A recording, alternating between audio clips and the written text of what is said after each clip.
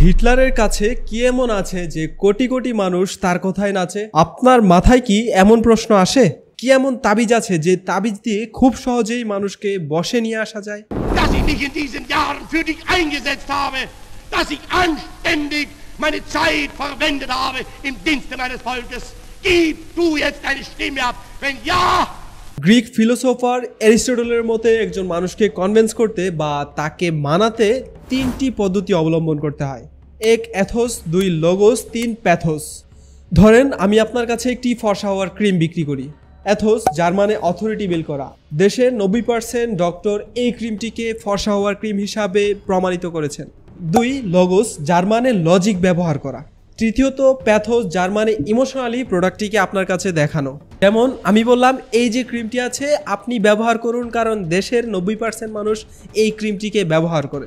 ধরেন কোনো একটি বিড়ি কোম্পানি তার কোম্পানির জন্য বিড়ি বিক্রি করবে, এখন তার কাছে কি লজিক আছে যে এই বিড়িটি মানুষের জন্য স্বাস্থ্যকর? সেক্ষেত্রে সে প্যাথোস অর্থাৎ ইমোশনের ব্যবহার করবে। ইমোশনালি মানুষের কাছে তার মার্কেটিং করার চেষ্টা করবে যে এই বিড়িটি খান, এই বিড়ি দেশের মানুষ খাচ্ছে, এমন টাইপের জিনিস। এবার ধরেন আমাদের দেশের কোনো নেতা আপনার কাছে ইলেকশনে ভোট চাইতে গেল, তখন নেতার কাছে কোনো পয়েন্ট নেই যে কেন নেতাকে আপনি ভোট দিবেন। তখন নেতা আপনাকে বলল যে আপনি দেশকে ভালোবাসেন, দেশের মানুষকে ভালোবাসেন, আপনার এলাকাকে ভালোবাসেন, তাই আপনি ভোট দিন। অর্থাৎ প্যাথোস ব্যবহার করে সে ইমোশনালি আপনাকে কনভিন্স করার চেষ্টা করলো। Der Wiederaufstieg Deutschlands sei nur eine Frage von wenigen Tagen.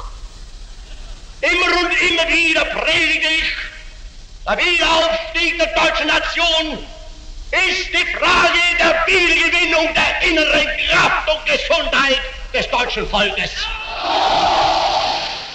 যদি তোমরা দেশকে ভালোবাসো তাহলে আমাকে ভোট দাও, যদি তোমরা দেশের আর্মিকে ভালোবাসো আমাকে ভোট দাও।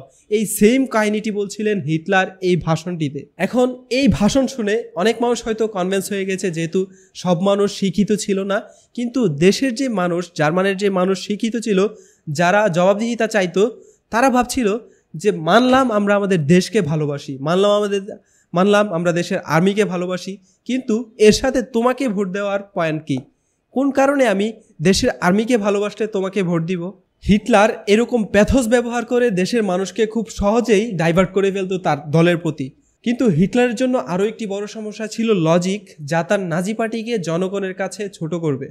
1933 সালের 10 মে 25,000 বই পুড়ে ফেলা হয় হিটলারের নাজি পার্টির দ্বারা।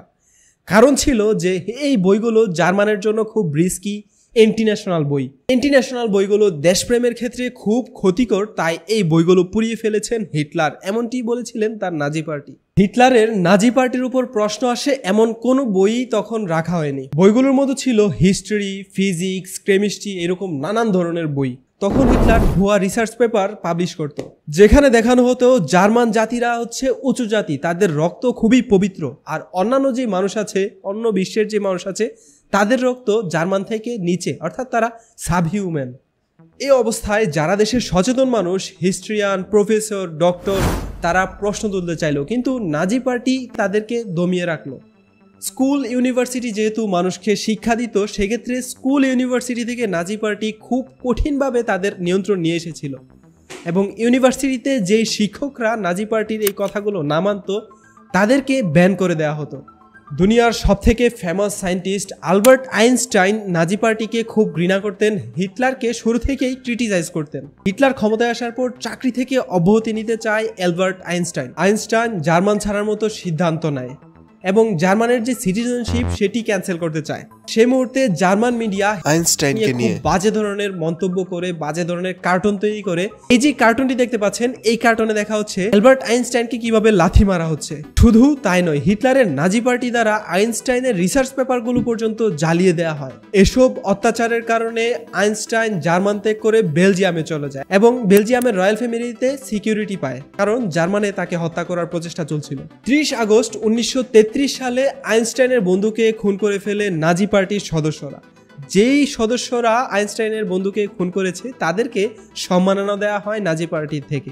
হিটলার দেশে এমন একটি অবস্থা তৈরি করেছে যে দেশের মানুষের কাছে একটি ভয় ঢুকিয়েছে যে কেউ এসে জার্মানকে ধ্বংস করে দিবে। তখন হিটলার নিজেই এসে এই মানুষকে সেভ করে। যার ফলে এই মানুষগুলোকে সেভ করার কারণে হিটলার নিজেই হিরো হয়ে যায় মানুষের কাছে। প্রশ্ন আসতে পারে, সে সময় কি জার্মানের মানুষ কেউই প্রশ্ন করতো না এই ব্যাপারগুলোর উপর? তখন প্রশ্ন তৈরি করার কোনো উপায় ছিল না।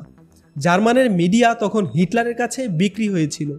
কোনো মিডিয়াতেই হিটলারের বিরুদ্ধে কোনো জিনিস আসতো না, যার কারণে জার্মানের মানুষ প্রশ্ন তুলতে পারতো না হিটলারের উপর এবং জানতে পারতো না যে আসলে কোন ঘটনা সত্য এবং কোন ঘটনা মিথ্যা।